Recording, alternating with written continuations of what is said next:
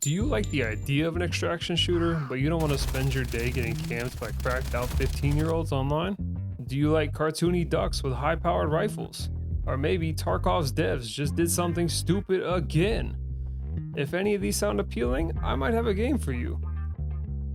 Escape from Duckov. So what is this game? Basically, it's Tarkov with ducks, but while it looks like a cheap knockoff game, it really isn't. It's a PvE offline extraction shooter made by developers Team Soda, who honestly before this game I had never even heard of, but looking at their previous titles, this seems right in their wheelhouse. Quirky, side-scrolling, or isometric shooters. Extraction shooters aren't something I would typically play, but this has been surprisingly fun, and now with the full release of the game, this feels like it's in a really good state. The gameplay loop is familiar for the genre. You'll be starting in your base with limited resources, going out, killing enemies to come back and upgrade your base and items. These upgrades include new equipment and new NPCs that will gradually join your base and act as the game's quest givers. Speaking of quests, the amount of quests on offer is staggering. Every time you come back and turn one in, it seems like you have 3 more waiting. The quests themselves are pretty standard. Go to this location, kill this enemy, bring back the item. The thing's typical for video games. If you're looking for a story, you're not going to find it. The game does do a good job of providing notes, which gives you information on the maps and where the special NPCs are, but the overall story can be summed up in about 10 seconds.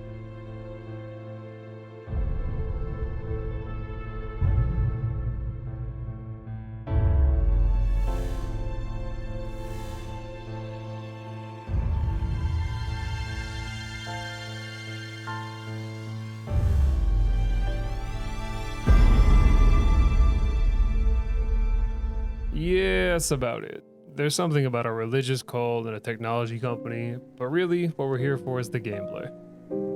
Escape from Duckov has a decent amount of enemy variety. Your basic enemies are the blue scavenger ducks. These are your standard ranged enemies and they're not much of a challenge. You also have the red berserkers who will happily run you down. The hail of bullets on screen is coming from the stronger variant, the mercenary. These black ducks pose much more of a challenge than the weaker variety. You will also encounter robots, which typically come out at night, and the rare mushroom enemies that might freak you out the first time you see them. Also, there are packs of wild dogs who are happy to chase you down and bite you. Pay attention though, if you run into a certain dog with a gas mask and a helmet, be careful, because he might not be alone. This brings me to the variety of special enemies the game has. On each map, you'll encounter stronger, named ducks. These act as the game's mini-bosses, and they're more than happy to try and push you in the dirt. But it's okay. In Escape from Duckov, death is not the end, it is simply an opportunity. If you've played any of the Souls games, you know what's going on. All of your items will be dropped where you died, and you'll have one opportunity to run back and try and pick it up. However, you have a cute dog companion. Anything you put in his backpack will be kept when you die, as well as the totems that you have equipped on your character. And believe me, you will be dying. The game isn't overly challenging on the lower difficulties, especially in the first 2 maps once you get some gear, but by the time you get to Farm Town, the 3rd map, the difficulty really starts to ramp up. You'll be slowly exploring the map, methodically trying to scrounge for food to stay alive, when all of a sudden you'll make one wrong turn and get gunned down by a rogue arcade machine in seconds. Duckov can be as challenging as you want to make it. There are numerous difficulty settings that allow you to tailor the experience to whatever you prefer. Mostly these are just stat increases and enemy response times, however the extreme difficulty does remove the ability to get your items back when you die. There's even a custom difficulty which will allow you to change everything from player damage, enemy health, to toggling the fog of war on and off. While we're talking about Steam, can I bring up one thing this game is doing really well? It already has a mod scene.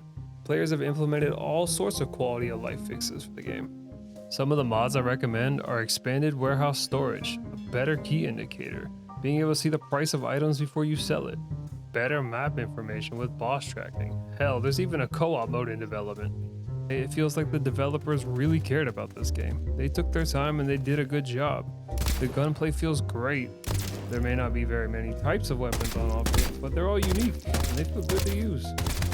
Sniper rifles, battle rifles, assault rifles, SMGs, shotguns, and even pistols. There are even some melee weapons, but honestly, I never found myself using them. They seem more like a novelty than anything else.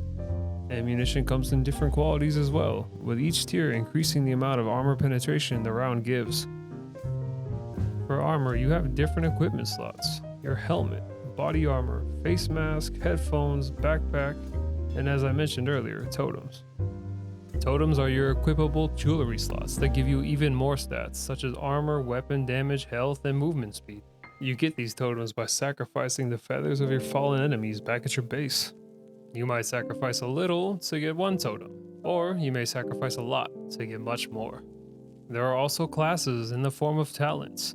These allow you to augment your character further. You start out as an average duck with no noticeable abilities, before progressing to Survivor, Porter, Berserker, or Marksman, each with their own bonuses and drawbacks. And these talents can be swapped back and forth at will.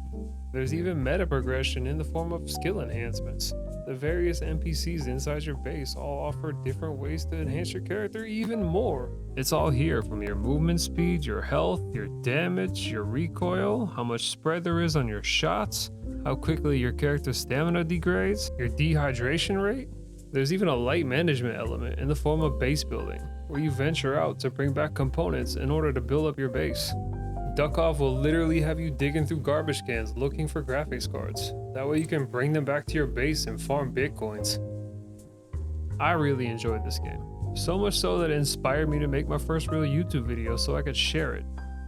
Escape from Duckov is fun, and while it may not be flashy or innovative, everything it does well, and it feels like a complete experience.